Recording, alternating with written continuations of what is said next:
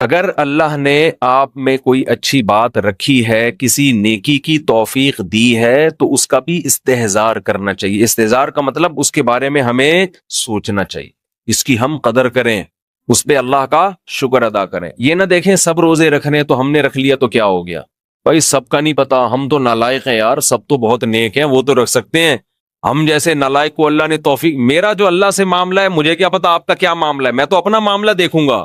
تو ہمارے نبی اپنے آپ کو موٹیویٹ کیسے کرتے تھے؟ رہب وما، پیاس چلی گئی، وابتلت العروق، رگیں تر ہو گئیں، وثبت الاجر انشاء اللہ، اور اللہ نے چاہا تو اجر ہمارے اعمال میں لکھ دیا گیا، اجر لکھ دیا گیا ہے۔ تو اس سے انسان کو اگلے دن دوبارہ روزہ رکھنے کا حوصلہ ملتا ہے۔ اور گناہ میں الٹا، تھوڑی دیر کی لذت، یہاں سے بات شروع ہوئی تھی کہ جوانی میں بھی یہ لذتیں اگر آپ نے کنٹرول نہیں کیا نا تو بڑھاپے میں یہ لذتیں بڑھیں گی، مگر گناہ کرنے کی طاقت کیا ہو جائے گی؟ ختم۔ تو حسرت، افسوس، ٹینشن والی زندگی۔ تو اس لیے جوانی میں اپنے آپ کو نیکی کا عادی بنا لو، اس سے بڑھاپا بڑا خاندانی گزرے گا، اللہ اللہ کی بڑھاپے میں توفیق ملے گی۔ جوانی میں تسبیح کی عادت ڈال لو، سمجھتے ہو؟ نہیں آ رہی سمجھ میں؟ جوانی میں کیا عادت ڈال لو؟ تسبیح کی۔ نبی صلی اللہ علیہ وسلم نے فرمایا، صحیح بخاری کی آخری حدیث، کلیمتان خفیفتان علی اللسان ثقیلتان فی المیزان حبیبتان الی الرحمن سبحان اللہ وبحمدہ سبحان اللہ العظیم۔ دو کلمات زبان پہ بہت ہلکے، ترازو میں بہت بھاری، اور رحمان کو بہت محبوب۔ ایک سبحان اللہ وبحمدہ، دوسرا سبحان اللہ العظیم۔ یہ آپ نے اگر جوانی میں اپنے آپ کو ذکر کا عادی بنا دیا، بڑھاپا بڑا اچھا گزرے گا۔ ہماری مسجد میں ایک بزرگ ہیں، پابندی سے تراویح پڑھتے ہیں، آج فجر میں پتا چلا کہ روزانہ 20 پارے تلاوت کا معمول ہے۔ میرا خیال ہے 70 سال عمر تو ہوگی، 70 سال میں روزانہ کتنے پارے پڑھ رہے ہیں؟ 20۔ کیا یہ عادت انہوں نے بڑھاپے میں ڈالی ہے؟ بڑھاپے میں اتنی ہمت نہیں ہوتی، یہ عادت کب سے پڑھی ہوئی ہوتی ہے؟ جوانی میں روز 20 نہیں پڑھتے ہوں گے، 2 پڑھتے ہوں گے، 3 پڑھتے ہوں گے، لیکن جیسے جیسے عمر بڑھ رہی ہے وہ تعداد کم ہونے کے بجائے بولو وہ شوق بڑھتا چلا جا رہا ہے۔ عین ممکن ہے کچھ دنوں کے بعد یا چند سالوں کے بعد صحت اجازت نہ دے، عین ممکن ہے، لیکن شوق تلاوت کا کم ہونے کے بجائے بڑھے گا، اور اللہ اجر کس پہ لکھے گا؟ شوق پہ۔ حدیث میں آتا ہے کسی کا کوئی معمول تھا، صحت خراب ہونے کی وجہ سے معمول چھوٹ گیا تو اللہ اس کے اعمال میں وہ نیکی لکھتے رہتے ہیں۔ جیسے کسی نے ہمیشہ رمضان میں روزے رکھے ہوں، بڑھاپا آ گیا، شوگر، بیماریوں کی وجہ سے روزہ نہیں رکھ پا رہا، تو اب یہ تھوڑی کہ اللہ اس کا اجر ضائع کریں گے، اللہ کہیں گے تو نے ہمیشہ رکھے ہیں، اب مجبور ہے تو میں تیرے اعمال میں روزے لکھتا چلا جاؤں گا میں۔ تو آج آپ نے اپنے آپ کو میرے بھائی اللہ کا تھوڑا تھوڑا اللہ کا ذکر کی عادت ڈالو۔ میں نہیں کہہ رہا آپ سے زیادہ نہیں ہوتا تو وحشت نہ تھوڑا کر لو، آج تھوڑا کرو گے کل اس تھوڑے میں ایسی لذت ہوگی کہ اللہ اس مقدار کو بڑھا دے گا۔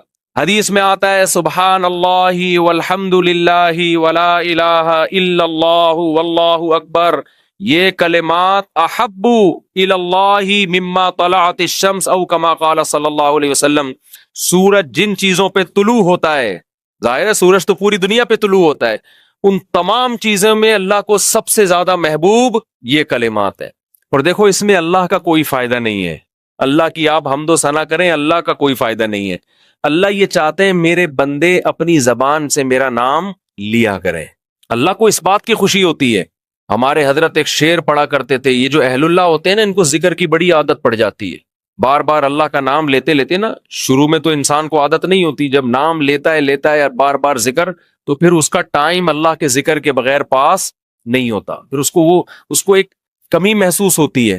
کسی کو چائے کی عادت پڑ جائے، چرس کی عادت پڑ جائے، سگریٹ کی عادت پڑ جائے، نہیں ملے تو تڑپتا ہے نا۔